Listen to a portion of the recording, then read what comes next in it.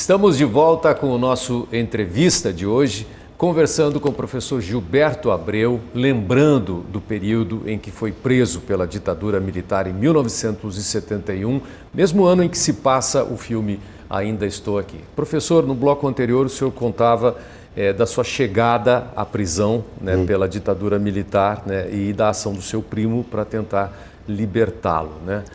O senhor passou quanto tempo detido? 10 dias. E como foi esses 10 dias, como foram esses 10 dias num ambiente em que as pessoas estavam sendo torturadas em outras celas? Nos dias que se correram, praticamente, a gente ouvia gritos à distância, assim, não dava para identificar, e entre os presos havia uma grande camaradagem, uns contando suas histórias. Aliás, nesse grupo comigo 14 pessoas, presos políticos deviam ser uns 6, contando comigo, incluindo nessa conta. Outros eram presos por outros motivos, sobretudo uso de droga.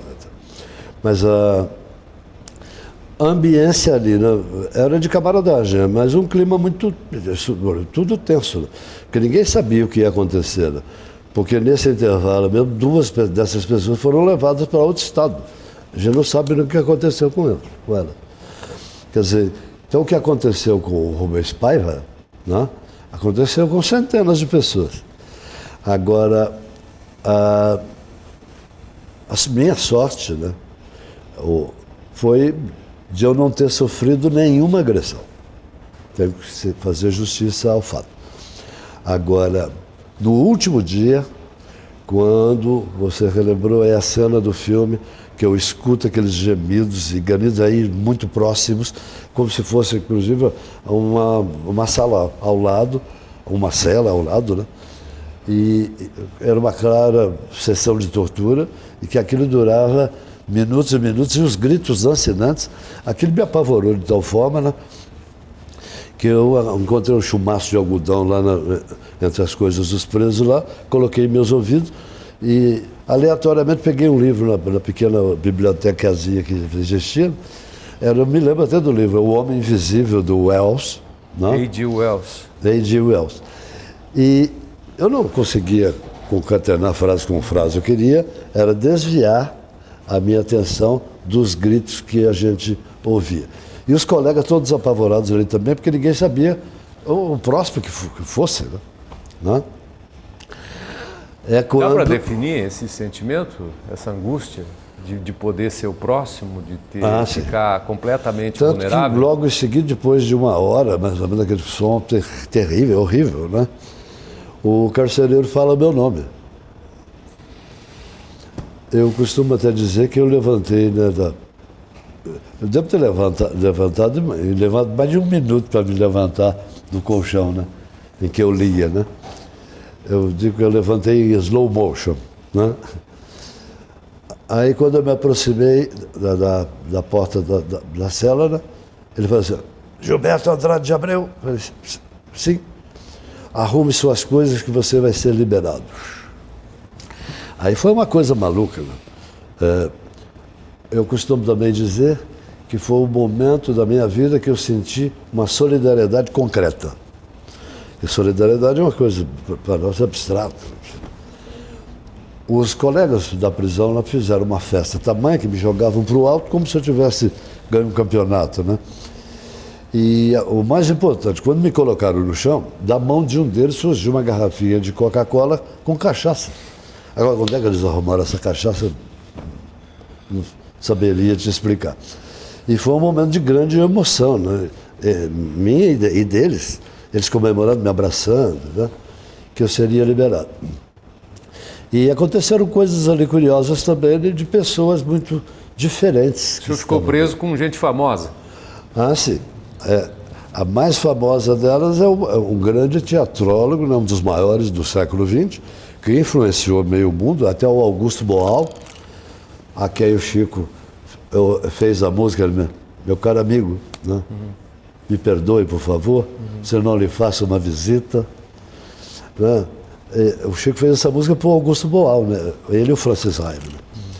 E o Augusto Boal foi influenciado pelo Julian Beck, esse teatrólogo americano que estava preso lá com a sua esposa, a sua companheira, Judith Malina.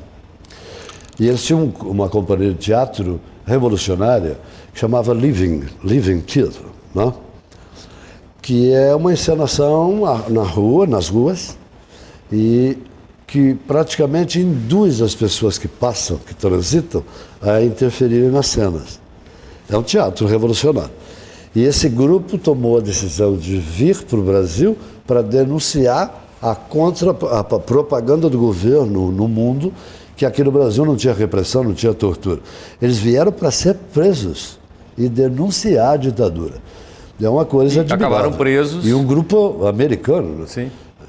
Na época nós éramos todos anti-americanos, mas eu mudei minha ideia a partir daí, porque eu não conheço um grupo brasileiro que tenha ido para outro país para ser preso e denunciar o regime de terror. E houve uma reação internacional pela prisão do Julian Beck? Sim, porque ele era muito famoso, né? Ele participou de filmes e tinha um grande nome no teatro mundial. Teve um abaixo-assinado para liberá-lo?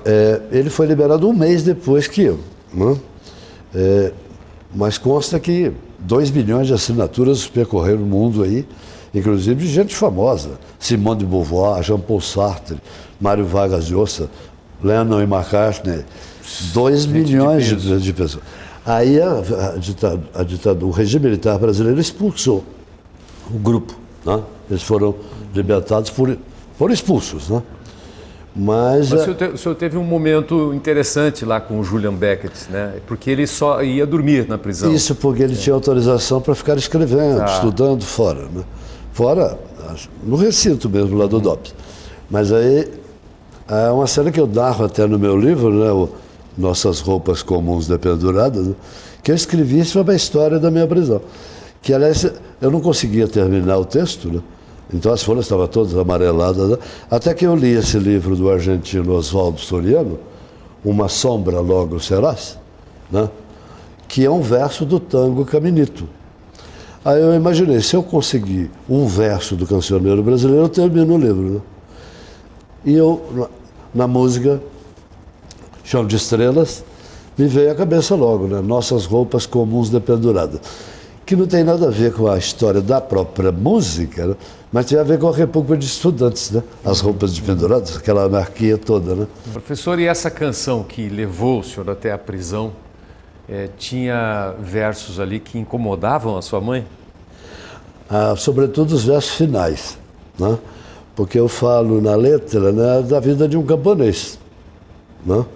Que embora, como na música do Vandré, né, a fome em grandes plantações, mas o verso final da letra desse camponês da minha música, a música chama-se Vai, João. E a minha mãe apavorava toda vez que ela ouvia isso, né? O povo oprimido sozinho apela. Ao Deus dos vencidos acende uma vela. Há tantos agravos, você se contém, somente responde o eterno Amém. E a sua mãe ficava apavorada. Lá vem ele com o povo oprimido lá. E ela, aliás, na época, inclusive, até eu não narro isso no livro, mas todos os livros que eu tinha na minha pequena biblioteca naquela época, né, hoje ela é grande, que tinha a capa vermelha, minha mãe pegou, viu o clima da época, ela enterrou mais de 40 livros meus. Enterrou no quintal. De medo? De medo, né? E não tinha nada de livro perigoso, mas era o clima da época, né?